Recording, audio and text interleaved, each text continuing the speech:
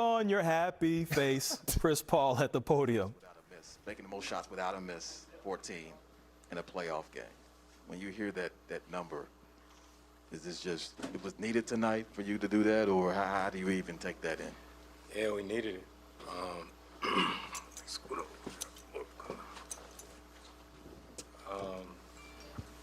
You know, that team right there, they pushed us, you know, as hard as you can push. And I think it might have been over, at some point in the second quarter, at some point or something like that, I told Coach, I said, I'm going to get aggressive. And then coming out the third quarter, I sort of saw how the game was going. I think we was down 10, so I knew I had to try to sort of force the issue. Curious, just what was it like to have Devin back? It's real nice. It's real nice to have him back. You know, all the pressure they've been doing, you know, all series, especially the last 3 games. It's a little bit different when you got him out there on the court. You know, and I think that's what helped us that last, I don't know how much time was left, but he was on that left wing, and I don't know if they forgot, didn't realize who he was, but I looked over and saw how they were shifted, and that was probably the biggest shot of the game. Which I was going to follow with Devin. When you saw the shift and you're open, or you like, well, I know the ball's coming, it's just a matter of getting it in my hands? Yeah, kind of like what C said. It caught me off guard too. Just, you know, you don't really get clean looks like that, and he threw it, I shot it. You know, simple as that. How'd you work your way into this game with the hamstring? Coach was saying the game plan was to start the second half to go with Cam, and he said almost started a fist fight. He was joking, of course, but yeah. But how would you feel like you worked your way into the game? Really just making sure my body was ready. You know, I was confident in it. You know, I tested it. Got some good work in yesterday, and you know, I knew the adrenaline was going to kick in, and it was time to go. You know, this is a big game for us. Now we just sit back and wait to see what happens in this Utah-Dallas game. Look what you got on under the jacket. You see it, man. I know it is. Yeah, Thank man. you. Yeah. That's crazy. Yeah. We saw you smile when you saw the shirts. Is it just kind of amusing to you, something like that? Nah, it's really a beautiful thing, man. It's respect at its highest level. You know, I don't know. I've never been a entertainer or performer, but having 15, 20,000 people chant your name, that's pretty impressive. So, good for Jay. You know, people that didn't know his name before they went to the game know it now. So it's a beautiful thing. You played a role in acquiring those shirts? Nah, actually, I seen all the red shirts out when I was warming up. I looked over and I spotted it. And then the people that left that brought them. And then I sent Jay Jack on a mission. And they had him under the seat. So I thought they only had 2, but they had like 8. So I was like, oh, I'm going to take a couple of these. And yeah. A question for both of you. Monty just said it was like an enough is enough mentality at halftime in terms of the effort in the first half. Did you guys feel that response necessary in the second half? Yeah, they showed us a couple clips at halftime where their energy and their effort. You know, I think everybody came into the halftime and realized how much Larry Nance had impacted the game. You know, we knew Alvarado. We knew he was going to be picking up, you know, high energy. You know, he was a fan favorite.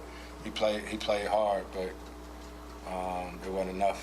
You know what I mean? So we had to match that energy. Look, I know you've seen Chris Paul do this time and time again, but maybe not this good. I would say nobody's seen this, 14 for 14. It was the first time for all of us. I mean, you've been able to watch him take over a couple games in this series in the fourth. Just being able to have that kind of guy as your teammate come out here on the road in this kind of environment, what can you say about that? I mean, I just say it gives you the, you know, utmost confidence playing alongside him, knowing he's going to take care of the ball, knowing the ball is going to find the right person on time, on target. 3 turnovers. Did you? Oh, you owe me 100 then. No way. Yeah. So that's a lot of confidence, you know, especially down the stretch, you know, when it's a close game. And, you know, it's been a product of that the whole season where it's a close game with 5 minutes to go, or tonight it was like 2:30. I remember looking up there, it was a tie ball game. You know, we're nowhere in a good position. You know, I feel that our talent, you know, and our execution and our team, you know, has been experienced enough in those situations where, you know, we're comfortable with it. And, You know, if we miss a shot, we miss a good look, we don't worry about it. We go to the other end and know it's a must-stop mentality. Speaking of that, I know Mikal is your guys' deep boy, but for him to have that steal on CJ and play the type of defense that he did. Yeah, so let's just correct that. It wasn't just Kel, it was DA too. DA let us know in the locker room. I heard we was telling Kel that was a big steal, and DA was like, that was his steal.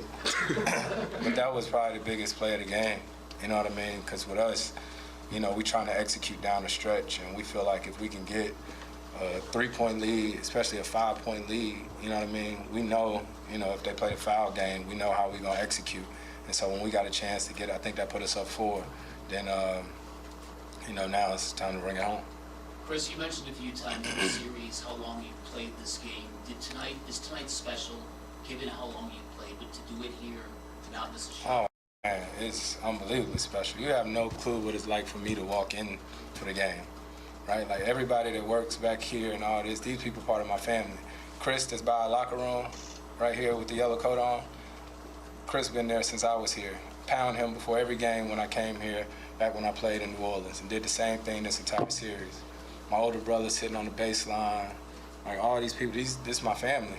People sitting courtside or whatnot, they've been here since I was here. Show them the chain, man. Show them what you got on, man. What is that? Knock it off.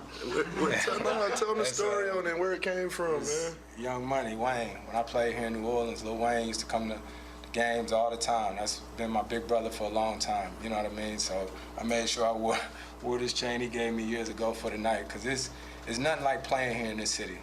You know what I mean? It's nothing like it. I know I done went to other teams and all that, but the energy here, the way that they show so much love to the players, to your family. You know, when I walk in, they ask me if my parents here and all that. So, and then Willie, so many different ties, you know, to this team. Garrett Temple,